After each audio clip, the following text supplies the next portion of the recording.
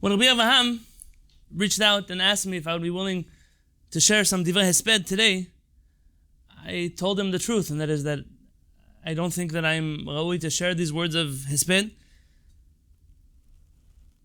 But then I recalled the words of Rabbeinu Arambam, who writes, Kol hamit'atzel behespedo shel chacham eno ma'arich yamim. Anybody who is mit'atzel, who is lazy, who doesn't rush to be maspida, chacham, unfortunately suffers the consequences of not having a long life. And obviously there's different ways to read this teaching. But I didn't want to fall into the category of one who was mit'atzel. And our chachamim tell us in Masechet Avot that one of the ways to acquire Torah is hamakir et mekomo, someone who knows where he stands, who knows who he is. And I know who I am, and I know who I'm not. I did not merit in my life.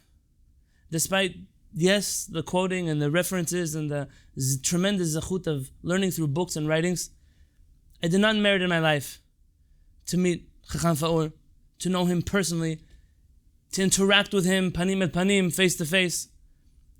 But I was zocheh, and I think myself, along with tens of thousands of people around the world, I was zocheh to be transformed by the magnitude, not just of his Torah scholarship, but of his teachings, of this approach, of this understanding, a holistic understanding all of Yahadut, all of Torah in its context, in its correct context.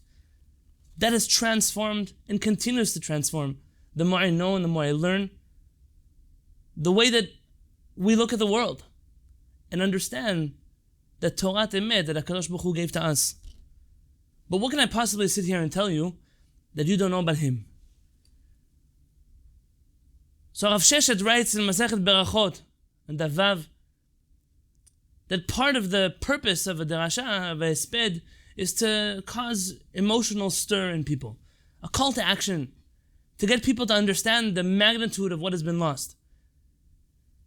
And as I've discussed with many people in the last 30 days, I believe so much has been lost, but more than has been lost, perhaps, and if I can ask Mechila, more than has been lost just by the immediate family or those who knew Chacham Faur. The magnitude of this loss is felt by Am Yisrael Kulo. Both those who know what they lost and those who don't yet have the tools to understand or appreciate the giant of what we have lost. You know, Rabbi Abraham shared just recently his painful experiences with the so-called Chevra Kadisha. And we said Kadisha maybe b'lashon sagin ho. And I shared this with my Talmidim here in our Bet Midrash. I've been thinking about the underlying problems that lead to such a terrible situation. And really, it's not just Israel, and it's not just the Chevra Kadisha. It's in Israel, it's outside of Israel. It's not just forced shirutei dat, forced religious services, but also the communal issues and communal religious experiences that are falling apart. Essentially, the Rabbanut, not with a capital R, but the Jewish leadership is falling apart. It's deteriorating. The Jewish people's trust in those who are supposed to be guiding them along the path of Avodat Hashem, the people's trust is lost. We are paying a price in Am Yisrael Kulo. The Jewish nation is suffering because of lack of direction, because of lack of leadership, because of lack of clarity. And what exactly are we supposed to be doing, and where are we supposed to be headed?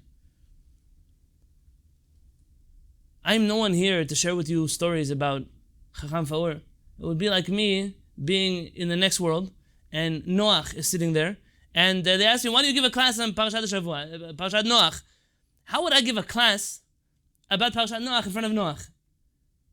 How could I tell you in front of family and children and Talmidim of Chacham Faur anything that you don't know?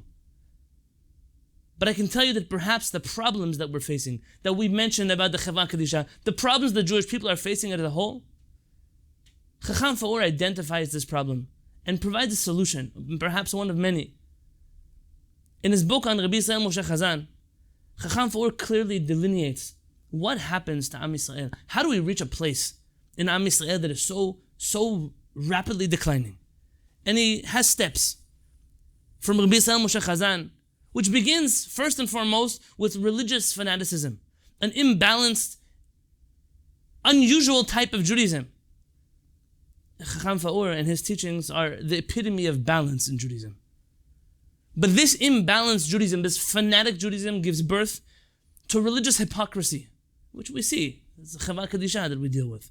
People that look one way, that present one way, but it's a terrible divide between who they really are and what they present. This causes religious indifference. Before me, we were just talking about the separation, this par between those Jews who care about Yahadut and those who want to hear nothing about it. There's no middle ground anymore. And finally, that leads us to a place of heresy, of rejection of HaKadosh Baruch Hu, of Torah and mitzvot.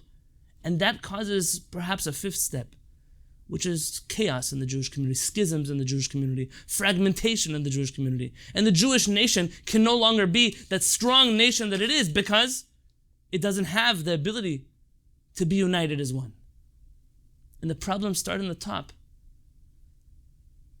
Rabbi Faur's solution was his absolute belief that we must return to what he calls a horizontal society. If I can read to you, I wrote down a paragraph from the back of the book, Naked Crowd. Horizontal society is a society built on transparency and inclusiveness, impervious to the attempts of would-be tyrants to control the crowd through mind games, linguistic manipulation, and mass hysteria. While the Jewish people have, over the course of history, occasionally lost touch with this foundation of their society, they have never lost the dream of a truly free society for all. I think it's fair to say that we are living in a Jewish society which has maybe just occasionally, and maybe now it's just temporary, but has lost touch with this foundation of our own society. But Rabbi Faur, he dreamed. He dreamed the dream of Am Yisrael that we would return to this place. And we're here 30 days later. And we say, what do we have? Rabbi Faur, azav otanu la'anachot. We're alone without him. But he left behind us his teachings in books, in shiurim, in articles, hundreds and hundreds of articles, in numerous languages. And he left behind his son, Rabbi Avraham, who continues to teach Torah, marbitz Torah in this way. He left behind many, many, many esteemed Talmidim, every one of them a unique person, Mishichmo v'mala, Shomei Likho, people who learn from him for decades. And so yes, even though the Chacham may not be with us, but what he gave us, the gift he gave us, the tools he gave us to reach this dream are with us. Rabbi Avraham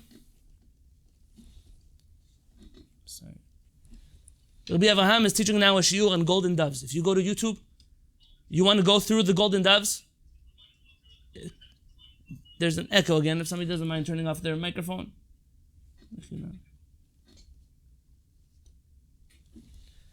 There's right now a shiur that you can go for free. You don't have to pay anybody money for. You don't have to be anywhere you are in the world. You can sit every single day and go through what he referred to as his magnum opus. In my own community, we've decided every single Shabbat for the foreseeable future, when we get together for tefillah, that instead of our regular shiurim, we have replaced our regular shiur with a shiur, 1 hour, in the writings of Rabbi Faur. The Jewish nation is depending on us to utilize the resources that we have. Rabbi Faur's writings and his students.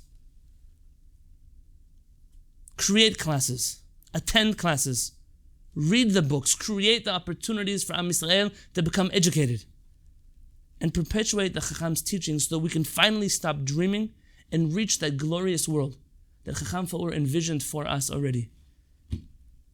And the Darshanim saying, with this I'll end, והנה בועז בא מבית לחם, ויאמר לקוצרים אדוני עמכם, ויאמרו לו יברכך אדוני. Boaz comes from Bethlehem in Megillat Ruth, and he sees the reapers, the people cutting down the stalks. And he tells them, Adonai imachem, Hashem is with you. And they answer back, Yivarcha Adonai, may Adonai bless you. And the Darshanim, they say, this is obviously not the meaning of the pasuk, that those who are kotzrim, those who keep their speeches short, Adonai imachem, Hashem should be with you. So perhaps I want to be from those who HaKadosh Baruch Hu should be with, and I want to end my blessing to Chacham Faur's family, to his Rabbanit, to his wife, to the children, to the grandchildren, to Rabbi Avraham HaOmed Barosh, to his esteemed Talmidim in the whole world, and to all of us. May Adonai bless you. May HaKadosh Baruch Hu give you the strength to perpetuate this Torah so we can finally reach that time, which you so eloquently said. Uva L'Tzion Goel. B'ezrat Hashem, we should merit to see that day very, very soon. Thank you so much.